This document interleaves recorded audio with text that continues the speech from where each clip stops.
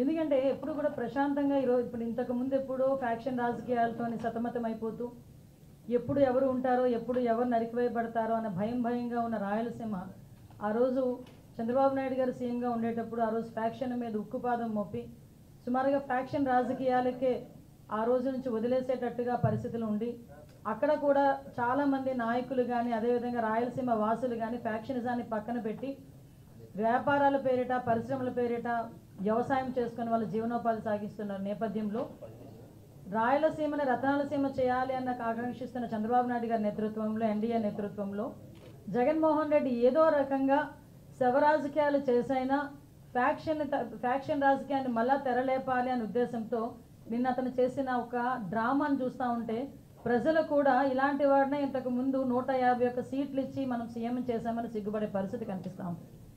ఎందుకని చెప్తున్నానంటే ఒక కుటుంబ కలహాల నేపథ్యంలో జరిగిన ఒక హత్య, ఇంకా దినకర్మ కూడా ఐ థింక్ ఈరోజు అనుకుంటా దినకార్యం కూడా, అటువంటి నేపథ్యంలో ఒక బాధితుడిని అండ్ బాధిత కుటుంబాన్ని పరామర్శించాల్సిన తీరు చూస్తే నిజంగా ఇలాగా పరామర్శిస్తారు?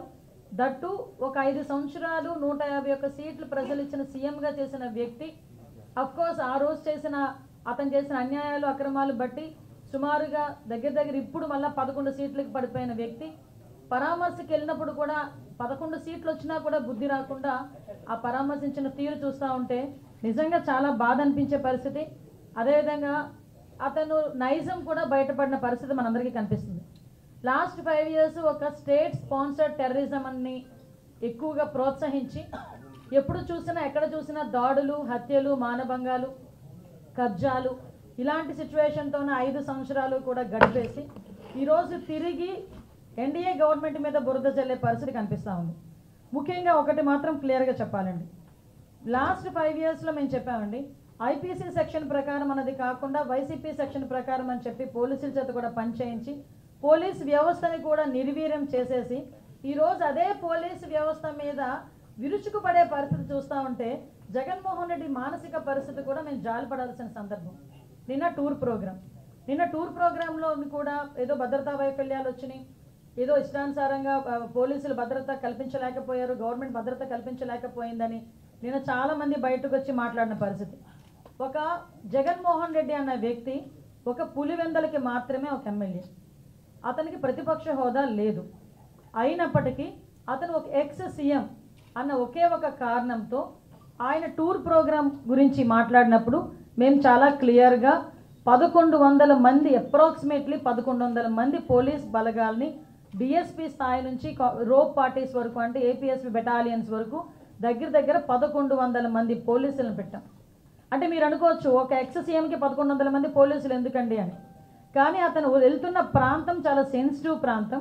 తను వెళ్తున్న ప్రాంతంలో ఏదైనా గొడవలు జరిగే పరిస్థితి ఉండి లా అండ్ ఆర్డర్ కనుక ఇబ్బంది పడితే సామాన్యమైన ప్రజలు ఇబ్బంది పడతారు అని ఒకే ఒక కారణంతో గౌరవ ముఖ్యమంత్రి గారి ఆదేశాల మేరకు డీసీపీ గారు అందరూ కలిసి సుమారుగా 1100 మందిని అక్కడ డిప్లాయ్ చేశాం. వాళ్ళు డిప్లాయ్ చేయడమే కాదు, ప్రతి ఒక్కరికి కూడా వాళ్ళకి అక్కడ బాడీ ఆన్ కెమెరాస్ కానీ, రోప్ పార్టీస్ కానీ, మళ్ళీ పబ్లిక్ అడ్రస్ సిస్టమ్స్ కానీ, డ్రోన్స్ కానీ, ఏరియల్ సర్వేలెన్సెస్ గురించి డ్రోన్స్ కానీ, ఫైర్ టెండర్స్ కానీ, అంబులెన్సెస్ కానీ, గ్యాస్ గన్స్ కానీ ఇవన్నీ కూడా పెట్టుకున్నాం. అంటే సాధారణంగా ఒక విఐపి వచ్చినప్పుడు ఎటువంటి ట్రీట్మెంట్ చేసుకుంటామో ఆ ట్రీట్మెంట్ అంతా కూడా ఒక సాధారణ ఒక పులివెందల ఎమ్మెల్యేకి కూడా కేవలం ఎక్స్ సీఎం అన్న కారణంతో మేము ఇవ్వటం కూడా జరిగింది. ఆ సంగతి కూడా మీరందరూ కూడా గమనించాలి. అదేవిధంగా సుమారుగా 7/4/2025 అంటే నిన్న ఇన్సిడెంట్ కన్నా మొన్న ఎస్పీ గారు చాలా క్లియర్గా కూర్చుని ఒక మీడియా ద్వారా వాళ్ళని పర్సనల్గా కూడా వైసీపీ నాయకుల్ని పిలిపించి ప్రాబ్లం ఎదురయ్యేటట్టుంది, ఎక్కువ మందిని మీరు మొబిలైజ్ చేయడం, వాట్సాప్స్లో కూడా ఇంతమంది రండి అంతమంది రండి, పోలీసులు కనుక మిమ్మల్ని అడ్డుకుంటే నడుచుకొని రండి లేకపోతే పరిగెత్తుకుంటూ రండి అని చెప్పి వాట్సాప్లో కూడా మెసేజ్లు చాలామంది వైసీపీ నాయకులు రెచ్చగొట్టే ధోరణిలో అవన్నీ పెట్టారు.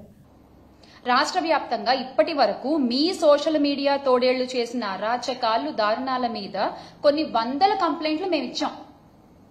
దానిలో ఒక్కటన్నా మీరు చదివారా? కనీసం ఒక్కళ్ళన్నా మీరు అరెస్ట్ చేశారా? వాళ్ళని మీరు అరెస్ట్ చేయరు, ఎందుకంటే మిమ్మల్ని జాకీలేసి లేపాల్సింది వాళ్లే కదా, అందుకని వాళ్ళని మీరు అరెస్ట్ చేయరు.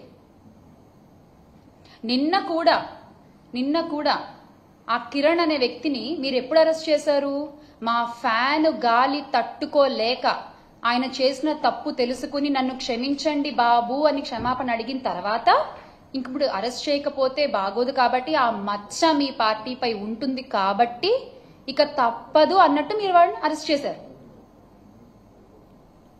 నిజంగా మీకు అంత చిత్తశుద్ధి ఉంటే వందలాది మంది టీడీపీ యాక్టివిస్టులు అరాచక పోస్టులు పెడుతున్నారు కదా, వాళ్ళందరినీ అరెస్ట్ చేయండి, కేసులు పెట్టండి.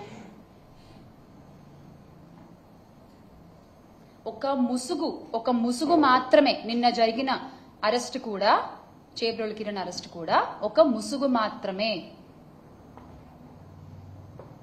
ఎందుకంటే హోంమంత్రి అనిత గారు, అంటే ఇప్పటి హోంమంత్రి, అప్పుడు తెలుగుదేశం మహిళా అధ్యక్షురాలుగా ఉన్నప్పుడు అమ్మా అమ్మా అని పిలుస్తారు ఆ పార్టీలో, అది ఏ ఉద్దేశంతో పిలుస్తారో అని చెప్పి చాలా చెప్పనలవి కాని విధంగా ఆవిడ ఆ రోజు మాట్లాడారు కదా. మరి ఆవిడ మీద ఎందుకు కేసు పెట్టలేదు? మీకు మహిళలంటే చాలా గౌరవం కదా, పెట్టరు. ఆవిడ మీద మీరు కేసులు పెట్టరు, ఎందుకంటే అలా మాట్లాడమని చెప్పింది మీరే కాబట్టి.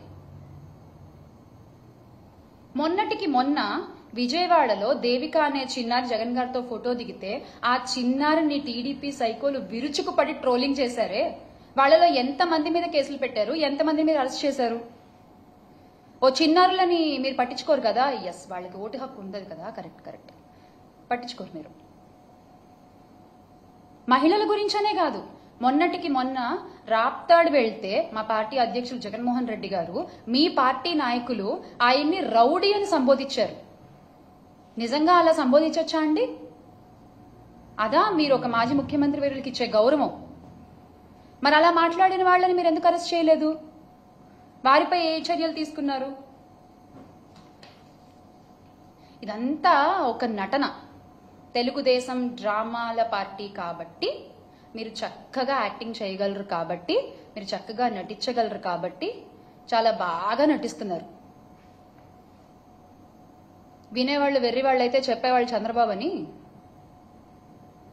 మీరు చెప్తూ ఉండండి మీ అబద్ధాలు, ప్రజలు వింటున్నారని మాత్రం అనుకోవద్దు. ఖచ్చితంగా ఒకరోజు సమాధానం చెప్తారు, దానికి ఖచ్చితంగా చెప్తారు. మీ వికృత వికటాట్టహాసాలు చేస్తున్న యూట్యూబ్ ఛానళ్లు, అకౌంట్లు, యజమానులు ప్రతి ఒక్కళ్ళు చంద్రబాబు గారు, లోకేష్ గారి మనుషులే. ఈ విషయం అందరికీ తెలుసు. మా నాయకులు వైఎస్ఆర్ కాంగ్రెస్ పార్టీ అధినేత వైఎస్ జగన్మోహన్ రెడ్డి గారి పైన, ఆయన కుటుంబ సభ్యుల మీద అసభ్యకర వ్యాఖ్యలు చేసి అరెస్ట్ అయిన ఐటీడీపీ మెంబర్ చేబ్రోలు కిరణ్ ఎవరు పేరు చెప్పారు? చంద్రబాబు నాయుడు గారి పేరే కదా. మరి చంద్రబాబు నాయుడు గారి మీద కేసు ఎందుకు పెట్టలేదు? చంద్రబాబు నాయుడు గారి మీద చర్యలు ఎందుకు తీసుకోలేదు? అంత ఓపెన్ గా చెప్పారు కదా కిరణ్. మీకు మహిళలంటే అంత అపారమైన గౌరవం ఉన్నప్పుడు ఆయన పేరు చెప్పారు కదా, వెంటనే చర్యలు తీసుకోవాల్సింది. సోషల్ మీడియా తోడేళ్లను తయారు చేస్తూ ప్రోత్సహిస్తున్నది ఎవరు? రెడ్ బుక్ రాజ్యాంగాన్ని నడిపిస్తున్నది ఎవరు? ఫేక్ న్యూస్ ఫ్యాక్టరీలను ఎంకరేజ్ చేస్తున్నది ఎవరు? వ్యక్తిత్వ హననాలకి పాల్పడుతున్నది ఎవరు? ఈ టీడీపీ సైకోళ్లు, జనసేన తోడేళ్లు, వీళ్ళందరూ సృష్టికర్తలు అసలు ఎవరు? సార్, గౌరవ ముఖ్యమంత్రి చంద్రబాబు నాయుడు గారు, మీరు ఎలాగో సత్తా లేదు కాబట్టి పవన్ కళ్యాణ్ గారికి, ఇప్పటి పిఠాపురం పీఠాధిపతి మా పీపీపీ గారికి, ఆయన మిమ్మల్ని ఫాలో అవుతున్నారు. అదే జరుగుతోంది కదా. చంద్రబాబు నాయుడు గారి పేరు, లోకేష్ గారి పేరు చెప్పినప్పుడు వాళ్ళిద్దరి మీద కేసులు ఎందుకు పెట్టలేదు? దీని ద్వారా మీ మోడస్ ఆపరండి ఏంటన్నది బహిర్గతం అవుతోంది. మేము చెప్పట్లేదు, మీరు చేసే చేష్టల ద్వారా అది బహిర్గతం అవుతోంది. అసభ్యకర పోస్టులు, వికృత కామెంట్లతో ఒక ఆర్గనైజ్డ్ క్రైమ్ చేస్తూ సోషల్ మీడియాలో ఐటీడీపీ కార్యకర్తలు చెలరేగిపోతుంటే, మహిళల్ని కించపరుస్తూ వ్యక్తిత్వ హననాలు చేస్తూ కామెంట్లు పెడుతూ వాళ్ల మీద పడి విర్రవీగుతుంటే మీరేం చేస్తున్నారయ్యా అంటే స్టేజ్ పైన కామెడీ స్కిట్లు చేసుకుంటున్నారు. సార్, మీరు చేసే పని అది. దాన్ని చూసి మీరు కింద క్లాప్స్ కొడుతున్నారు. వ్యక్తిత్వ హననం అనేది అసలు టీడీపీ పార్టీ జీన్ లోనే ఉంది. ఎస్, మీ క్రోమోజోమ్స్ లోనే అది ఉంది. స్వర్గీయ ఎన్టీఆర్ గారికి వెన్నుపోటు పొడిచిన దగ్గర నుంచి ఇది మొదలైందని చెప్పొచ్చేమో. ఆ ఎపిసోడ్తో ఎగ్జాక్ట్గా ఇది మొదలైందని చెప్పుకోవచ్చు మనం. క్యారెక్టర్ అసాసినేషన్ అనేది మీ పార్టీ జీన్లోనే ఉంది. అది ఏ రకంగా కొనసాగిస్తున్నారు ఈ రోజు వరకు అనేది ప్రతి ఒక్కళ్ళు చూస్తూనే ఉన్నారు. 2014 ఎన్నికల్లో అసలు సైకో అనే పదం వాడింది ఎవరండి? చంద్రబాబు నాయుడు గారే కదా. మరి అది కరెక్టా? అలా మాట్లాడొచ్చా? రాష్ట్రంలో ఒక మాజీ ముఖ్యమంత్రి కుమారుణ్ణి ఉద్దేశించి ఈ తరహా కామెంట్లు చేసింది చంద్రబాబు నాయుడు గారే కదా. మరి దాని అర్థం ఏంటి?